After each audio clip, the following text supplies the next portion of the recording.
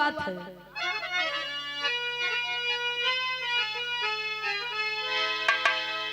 तो राजा उज्जैन की राजधानी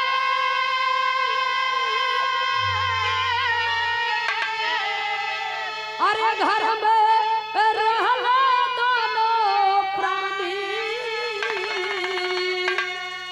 हे सकल जवानी बीती ना भइले संतान।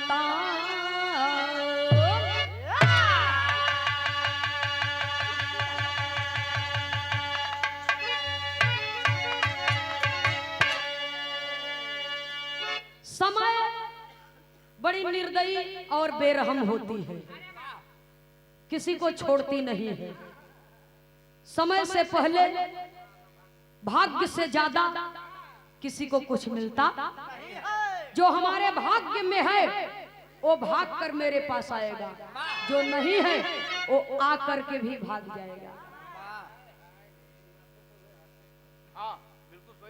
सच में जो माथ पर वही हाथ पर है। पीटने वाले कपार पीटते रहते हैं। सुनने वाले श्रोता सज्जनों जरा गौर करेंगे। राजा उज्जैन की नगरी धारा नगरी उज्जैन के एक राजा है, जिस राजा का नाम है धर्मात्मा विक्रमादित्य। राजा तो राजा है ही है, किसी चीज की कमी नहीं है, लेकिन औलाद का गम फौलाद को पानी बना देता है। राजा की राजगद्दी सुनी है एक वारिस के बगैर, एक उत्तराधिकारी के बगैर। बिरहा में एक लाइन गजल का भाव है, जरा गौर करेंगे। कहना है बाबूजी,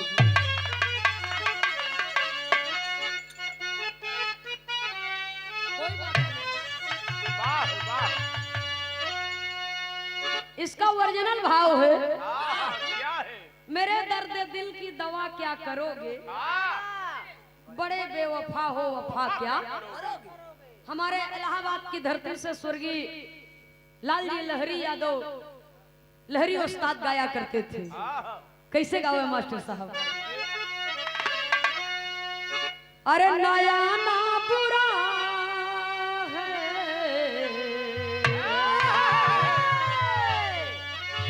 नया ना बुरा है, न जाना बुरा है, नया ना बुरा है, न जाना बुरा है, नया ना बुरा है, न जाना, नया ना बुरा है, न जाना बुरा है।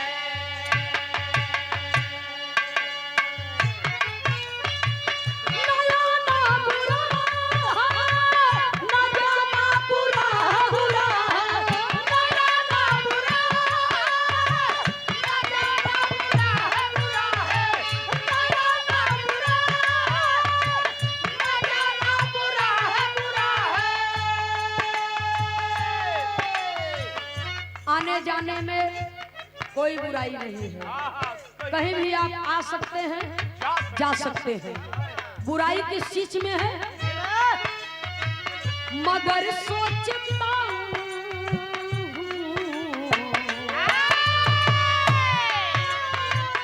मगर सोचता जमाना बुरा, मगर सोचता जमाना बुरा है, मगर सोचता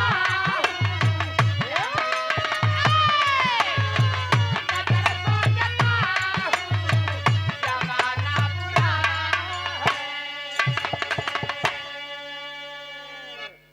दिल लगी से दिल लगाने दिल लगी के घर गया, दिल लगी न दिल लगाया मैं दिल लगा के मर गया। जब मरा हिट कर हाथ सल्फास खाई लेते का करे दिल लगाए, यही बदल दिल लगाई जाता है। यही बरे मराई बरे तब का, तब तो हम बच्चा है, तब तो बढ़िया है। हम केहू से दिल नहीं लगाए। हाँ, दिल वाली बीमारी कोरोना काल में मत जाए तो संत मनई है, खराब बात मत सोचा कर। हम खाली है मुफ्त दिल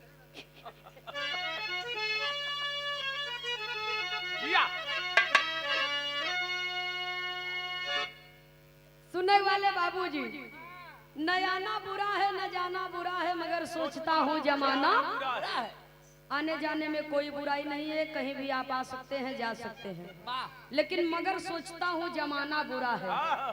2 दिन केहू के दुआरे बैठ लेबा, तीसरे दिन पड़ोसी से आवाज उठे लगी, आजकल बहुत उठत बैठत बा। जब से फलाने सऊदी से कमाई के आए हैं तबले प्रधान जी के द्वार खाचत हैं रातों दिन। भैया हो तो लोगों के नजर का ऑपरेशन हो सकता है, लेकिन नजरिए का नहीं। बिरहा में भाव है, कहना है अरे बिना गुल का गुलशन, हे बिना गुल का गुलशन लगे व्यर्थ सारा, बिना गुल का गुलशन लगे व्यर्थ सारा, बिना गुल का गुलशन, बिना गुल का गुलशन लगे व्यर्थ सारा।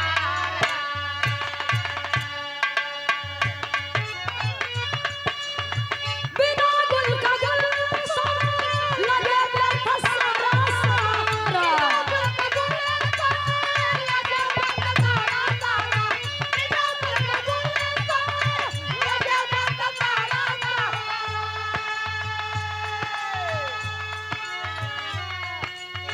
मिला डूबते को, मिला डूबते को तिनके का सहारा, मिला डूबते को तिनके का सहारा, मिला डूबते को, मिला डूबते को तिनके का सहारा। डूबते हुए इंसान के लिए तिनके का सहारा ही बहुत होता है। कहानी की शुरुआती हमें से बात कहना है।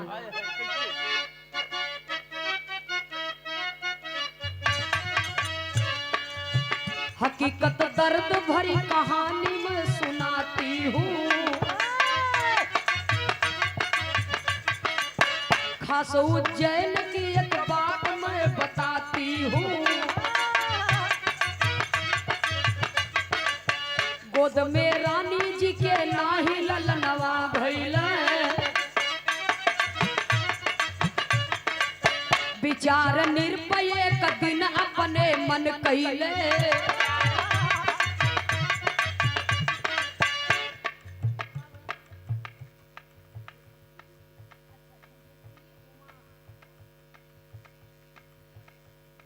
उमा ट्रेडर्स एवं उमा महोत्सव के मलिकार महोदय जी, समाज के सम्मानित कलाकारों के अभिभावक परम आदरणीय परम श्रद्धेय परम पूज्य बाबू गिरिजेश सिंह जी की ओर से सादर 101 रुपए का अनमोल पुरस्कार, अनमोल आशीर्वाद। और ये संसार में रुपयों की गिनती होती है, आशीर्वाद की कोई गिनती नहीं होती है। ये अनमोल आशीर्वाद आया है बाबू गिरिजेश सिंह जी की ओर से। बहुत बहुत सादर नमन करती हूँ, प्रणाम करती हूँ, आशीर्वाद की कामना करती हूँ। गोद में रानी जी के नाही ललनवा भैया, विचार निर्भय कदिन अपने मन कइले,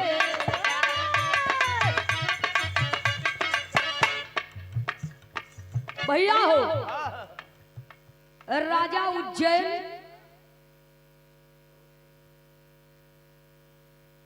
कि प्रजा उन्हें बोली मार रही है, ताना दे रही है। कोई बात नहीं, होता जाता रहता है। ताना दे रही है, प्रजा ताना सुना रही है और बोली मार रही है कि का कही बझवा बझनिया को मुंह देख लिया, पता नहीं दिन ठीक ठाक से बीते की। और बड़े दुख की बात है बाबूजी, बड़े शर्म की बात है कि किसी के पास औलाद नहीं है तो भगवान ने आपके पास अगर औलाद दिया है तो किसी को ताना मारना नहीं चाहिए, किसी को मेहना मारना नहीं चाहिए। जिकरे पास एक औलाद नहीं बा, दुनिया का कोई मंदिर मस्जिद, कोई गिरजाघर, कोई गंगा जमुना, कोई भी तीर्थ स्थान छोड़ता नहीं है। कि एक आध कानी बिटिया भी हमरे पैदा हो जाए तब वो बाज बाजी का नाम हट जाए। इसलिए किसी को ताना मेहना देना नहीं चाहिए। आज हमारा समय है तो कल उसका भी आया है। सुनने वाले श्रोता सज्जनों, राजा साहब बहुत दुखी हैं। 4 ज्योतिषी को बुलाए, इतना बढ़िया स्वागत कर दिए कि चारों ज्योतिषी राजा साहब के स्वागत से प्रसन्न हो गए। बोलिए राजन, आपको क्या चाहिए? राजा विक्रमादित्य कहते हैं कि आप तो आत्मज्ञानी हैं, इतना ही आशीर्वाद दीजिए कि ताकि आने वाले समय में मेरे गद्दी का उत्तराधिकारी जन्म ले सके। तब चारों साधु, चारों ज्योतिषी कहते हैं कि जवन कहा था वो है कैला तोहरे रानी के लड़का हो जाई। बिरहा में एक लाइन तर्ज लगी मास्टर साहब, कहना है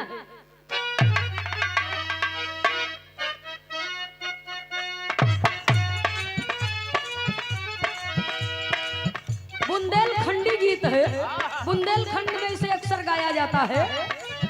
मोह प्यार करो भरतार भरतार, सिलवाए दे रे चोली रे समझ। लेकिन विरहा में भाव है, पंडित बोले विचार विचार करवाई द बलिया लालन। पंडित बोले विचार विचार करवाई द पंडित बोले विचार विचार करवाई द बलिया लालन। कतहु से लाल मंगाई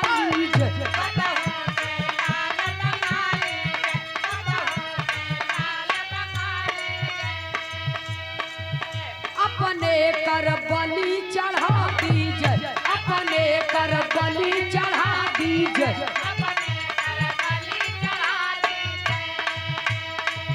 तब होई है राजकुमार हो कुमार, करवाई द बलिया लालन के। तब होई है राजकुमार हो कुमार, करवाई द बलिया लालन। तब होई है राजकुमार हो कुमार, करवाई द बलिया लालन के।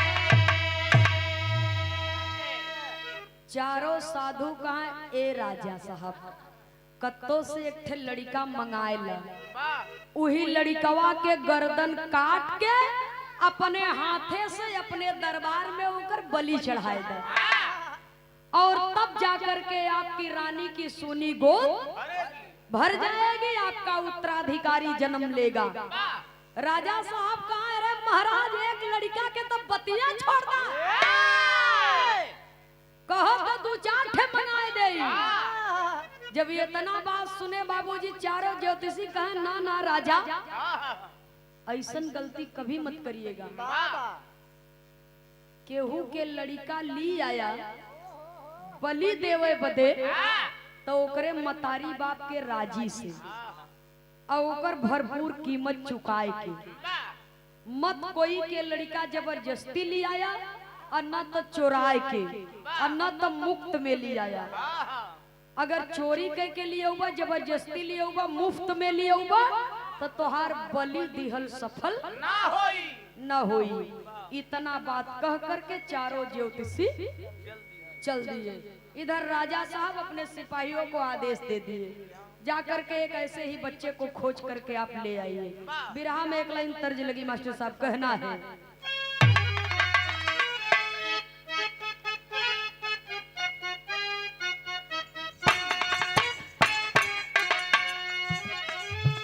अरे पियावा हे पियावा बिला ला ला ला मुंगावा बोले के सपना वाला दी। पियावा बिला ला ला मुंगावा बोले के सपना, पियावा बिला ला ला मुंगावा बोले के सपना, पियावा बिला ला ला बोले के सपना वाला ना दे। राजा के सिपाही अपने मालिक का आदेश पाए चल दिए। चली भैले राजा के धवनावा खो जैला लाला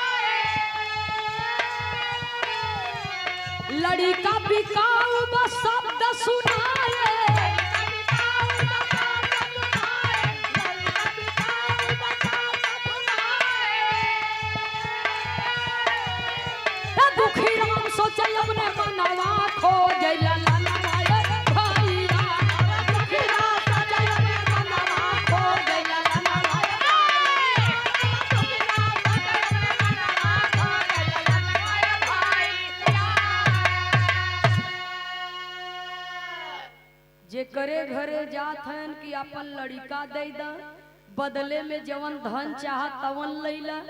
भैया हमार लड़का ले जाके का करबा? राजा साहब तोहरे लड़का के गर्दन काट के बलि चढ़ाई, ले जूता चप्पल, ले लाठी डंडा, ले लाठी डंडा। हाँ, चारों तरफ से घूसा मुका जूता चप्पल लाठी डंडा परत दो। अरे भाग जाओ साले पागल कहीं के। अरे अगर इतनी ही दया है तुझे तो अपना ही बच्चा दे दे राजा को काटने के लिए। ये दुनिया में कोई भी गैरतमंद माँ बाप कितना भी गरीबी मुसीबत झेल लेंगे, लेकिन अपने बच्चे की गर्दन काटने के लिए कोई बेचेगा। राजा साहब के सिपाही दुखी हो गए, लेकिन फिर भी प्रयास जारी है। राजा उज्जैन की नगरी उज्जैन में एक अंतिम छोर पर एक परिवार है। गरीबी की मझधार में बाबूजी गोता खा रहा है परिवार। एक परिवार के 5 सदस्य, पति पत्नी 3 ठे लड़का। दिन भर हाथ तोड़ परिश्रम दुखी राम करें, लेकिन फिर भी वो मजदूर के घर में वक्त पर रोटी और पानी का व्यवस्था नहीं हो पावत बा। नमक रोटी का व्यवस्था नहीं हो पावत बा। कोनो कोनो दिन ऐसन हो जाए बाबूजी कि दोनों प्राणी बिना खाएन रह जाए, जवन कुछ मिले लड़कन के खियाए दे। दुखी राम जब इस बात को सुने तो अपनी पत्नी के पास जाकर के कहने लगे कि सुनो प्रिय, हम लोगों के गरीबी कम हो जाएगी, समस्या का समाधान मिल गया है। अगर आप हाँ कहो तो मैं भी कुछ बात आगे बढ़ाऊं। तीनों बच्चे आंगन में खेल रहे हैं। माता पिता बाबूजी बात कर रहे हैं तो माता पिता की बातें बच्चों के कान तक पहुंची, और जब बच्चों के कानों तक पहुंची तो बच्चे ध्यान लगाकर सुनने लगे। और जब ध्यान लगा करके सुनने लगे तो पिताजी कह रहे हैं कि सुनो, अपने पास 3 बच्चे हैं, गरीबी के दलदल में फंसे हम लोग तिल तिल करके मर रहे हैं, रोज एक नई मौत। राजा के सिपाही बच्चों को खरीदने के लिए आए हैं। यदि आप कहो तो अपने 3 बच्चों में से एक बच्चे को बेच दूं, मुंह मांगी कीमत मिल जाएगी, हम लोगों की गरीबी दूर हो जाएगी, कट जाएगी, गरीबी दूर हो जाएगी। अब तीनों लड़का जब माई और बाबू का बात सुनत है तो एक दूसरे का मुंह ताकने लगे कि मेरे पिताजी क्या कह रहे हैं माँ से, और माँ कुछ क्यों बोल नहीं रही है। कुछ देर चुप रहने के बाद माई का कहत है कि जो छोटका लड़का बा, सबसे छोटा लड़का, ओके हम न बेचब, वो हमारे आंख का तारा बा। और तब तक बाबूजी का कहत हैं कि जोन बड़का लड़का बा वो अब कुछ दिनों में जवान हो जाई, कमाए के 4 पैसा का मदद करी, ओहू के हम ना बेचब।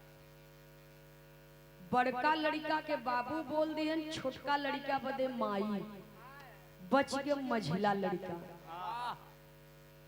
वो तो हक्का बक्का हो गया। एक तरफ बड़े भाई का चेहरा देखता है, दूसरे तरफ छोटे भाई का। ये मेरे माता पिता क्या कह रहे हैं, मेरे लिए तो न माँ बोल रही है न पिता बोल रहे हैं, इसका मतलब मैं अपने परिवार से दूर होने वाला हूँ। बच्चा अपने मन में सोचने लगा और उस बच्चे के मन में बहुत दर्द हुआ बाबूजी। और तब तक माता पिता घर से बाहर निकले और राजा के सिपाही को अपने दरवाजे पर बुला करके अपने मझले बच्चे का हाथ राजा के सिपाही के हाथों में दे दिए और मुंह मांगी कीमत ले लिए, मुंह मांगा धन ले लिए।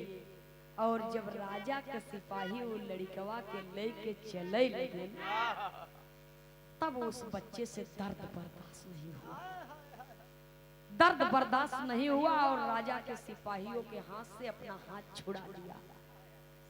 अपना हाथ छुड़ा लिया और दौड़ करके माँ के पास गया और माँ का आंचल पकड़ करके बाबूजी रो रो करके माँ से एक बात कहता है। क्या कहता है? कवि को करुण रस के भाव में गीत लिखनी पड़ी। कहना है मास्टर साहब,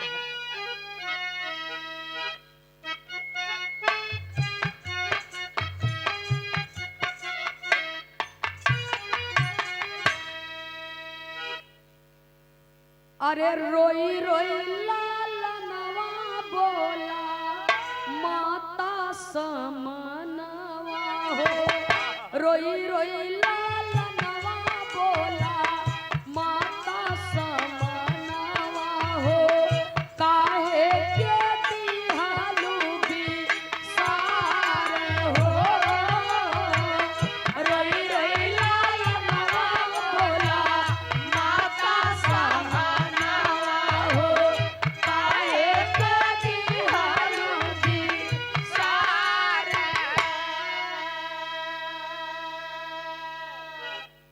माँ, मेरी क्या गलती है माँ? क्या मैं आपका मझला बेटा हूँ? ये मेरी गलती है? यदि मैं भी आपका छोटा लाडला बेटा होता तो आप मुझे भी बेचती नहीं माँ, और धन के लालच में आकर के मुझे अपने आप से जुदा नहीं करती, अपनी ममता के छत्र छाया मेरे सर से छीनती नहीं। क्या धन इतना जरूरी हो गया कि आप अपने कलेजे के टुकड़े को भी अपने से अलग कर रही हैं? क्या मुझसे बढ़कर के दौलत है माँ? मुझसे बढ़कर के पैसा है? मैं आपको छोड़ करके कहीं नहीं जाऊंगा। सुनने वाले श्रोता सज्जनों, यहाँ पर जितने लोग सुन रहे हैं, परिवार सबका है। किसी का भाई, किसी का बेटा, किसी का पति अपना घर छोड़ करके यदि परदेश जाने लगता है तो उस घर में कोई सदस्य ऐसा नहीं होता है कि जिसका हृदय द्रवित न हो। क्योंकि आज मेरे परिवार का एक सदस्य अपने परिवार को छोड़ करके विदेश जा रहा है कमाने के लिए। कोई नहीं चाहता कि मेरा परिवार अधूरा रहे, लेकिन वो गरीबी इतनी गरल बन गई कि आज माँ की ममता निठुर हो गई। बच्चा अपनी माँ से जुदा हो रहा है और माँ को रो रो करके कहता है, दुहाई देता है कि माँ मुझे मत बेचो। एक बात और कहता है, अरे गोदिया में जन्म लिहले दुनहा वीरनवा हो, गोदिया में जन्म लिहले दुनहा वीरनवा हो, पाए अचरिया के प्यार हो, गोदिया में जन्म लिहले दुनहा वीरनवा हो,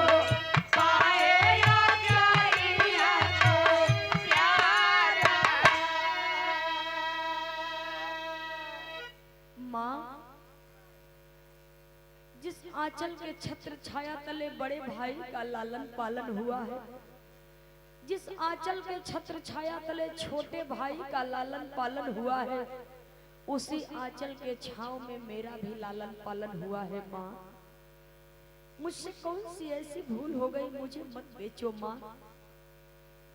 माँ की ममता कठोर बन गई और माँ के आंख से एक बूंद आंसू भी नहीं गिर रहा है, लेकिन बेटे के नेत्र सजल है, हृदय द्रवित है।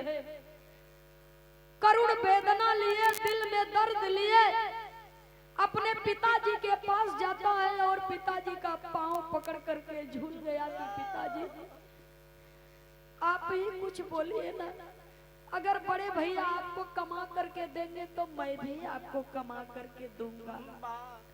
बड़े भैया अगर 4 पैसा देंगे तो मैं 1 ही पैसा दूंगा, लेकिन मैं भी कमाऊंगा, मैं भी मेहनत करूंगा। बाबूजी मुझे मत बेचिए। पिताजी भी जब कुछ नहीं बोलते हैं तो बड़े भाई के पास में जाता है बाबूजी, और बड़े भाई के सीने से लग करके फपक फपक करके रोने लगता है। जब बड़ा भाई भी कुछ नहीं बोलता है तो दौड़ करके छोटे भाई को अपने सीने से लगा लिया और माथा चूम करके कहता है कि बाबू तू ही कुछ बोल दे, माँ को बोल दे कि हमको मत बेचे, पिताजी को बोल दे कि मुझे मत बेचे। अरे तुम लोग अगर खाओगे, तुम लोगों के खाने से जो जूठन बचा रहेगा मैं उसे ही खा करके संतोष कर लूंगा, लेकिन अपने परिवार, अपने माता पिता, अपने भाइयों से दूर जाना नहीं चाहता। जब परिवार में कोई नहीं बोलता है तो अंतिम बात फिर माँ के पास जाता है, शायद अब ही माँ की ममता जग जाए। माँ से कहता है बाबूजी, अरे दई के माई काहे ठुकरावत बाटू, दई के माई काहे ठुकरावत बाटू, भूल कैसे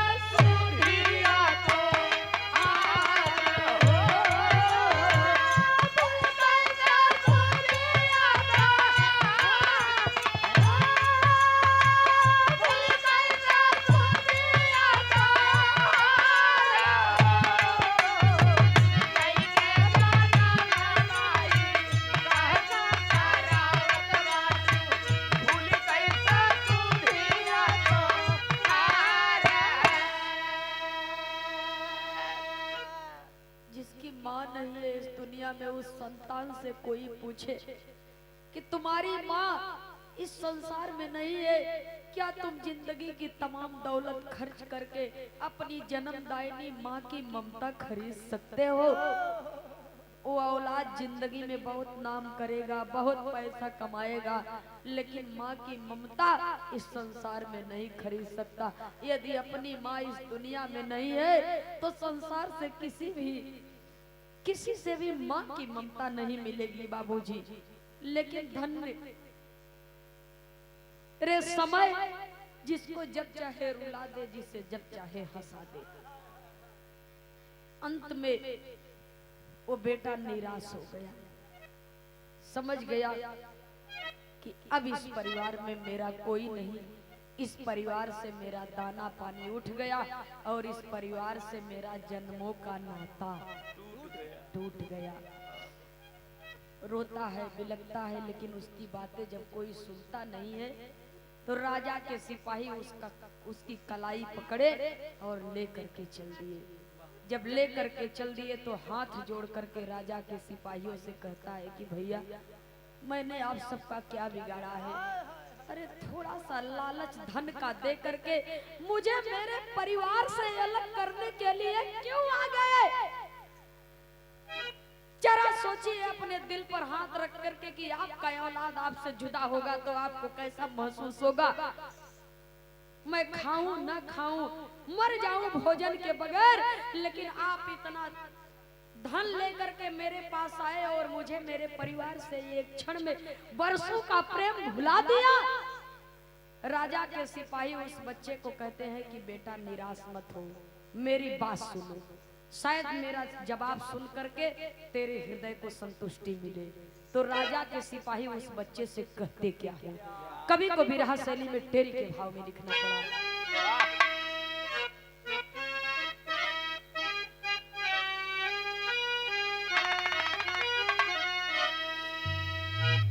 अरे मोरे राम,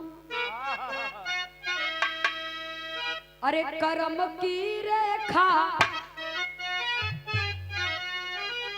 मेटे न मिटे, ईश्वर लेता है एक दिन सब ही का लेखा। ईश्वर लेता है एक दिन सब ही का लेखा, कर्म की रेखा मेटे न मिटे। जो किस्मत में विधाता ने लकीर खींच दी तो खींच दी।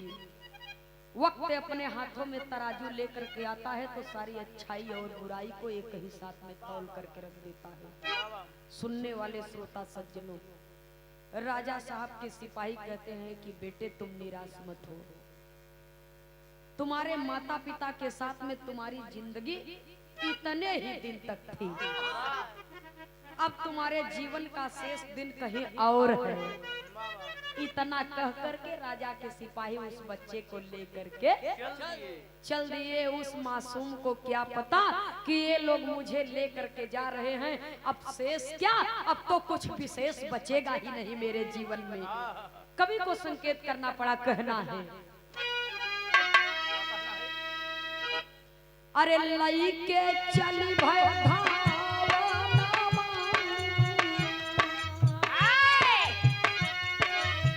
लई के चली भय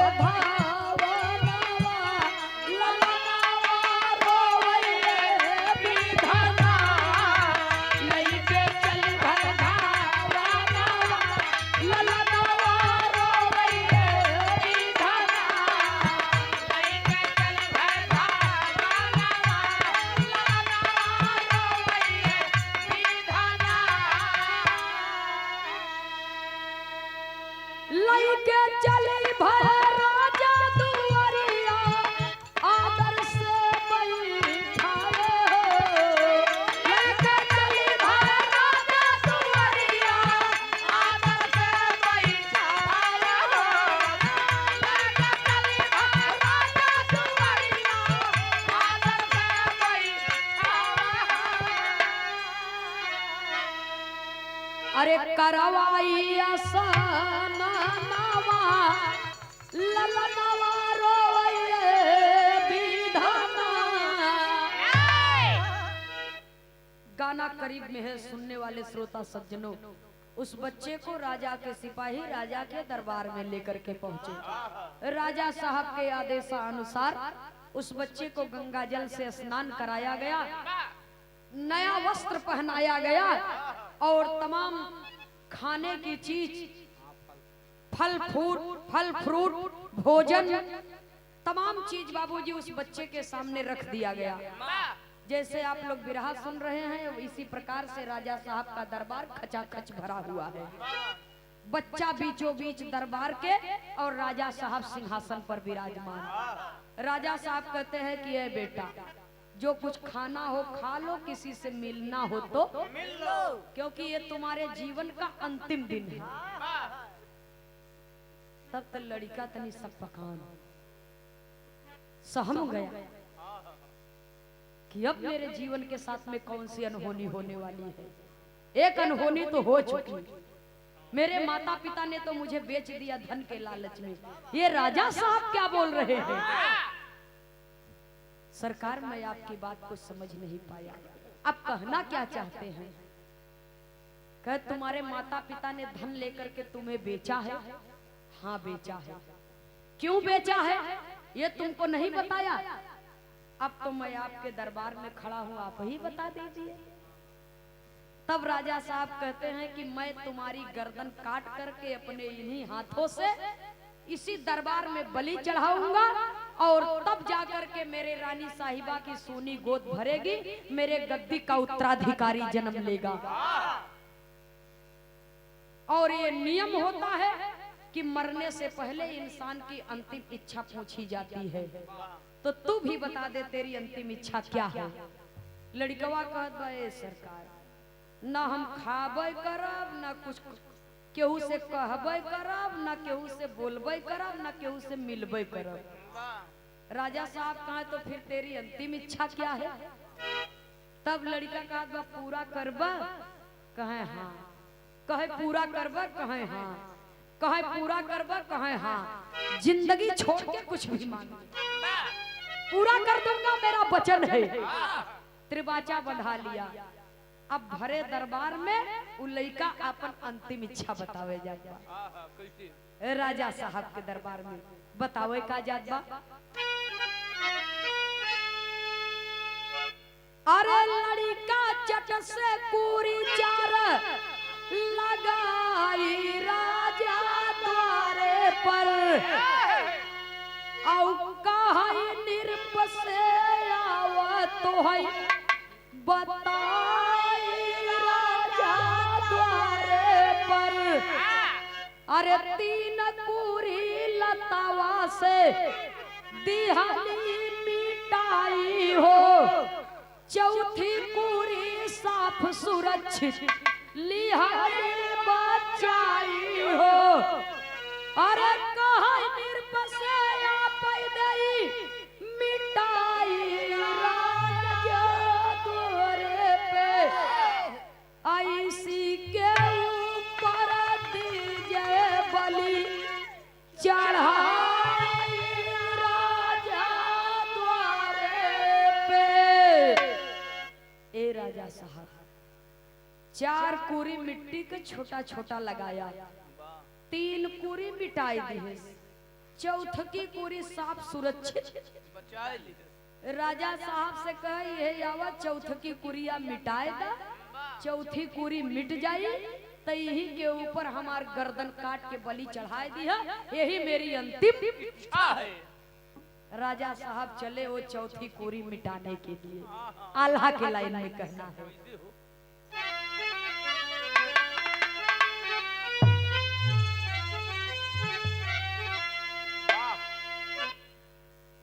अरे सुन के बचनिया भूप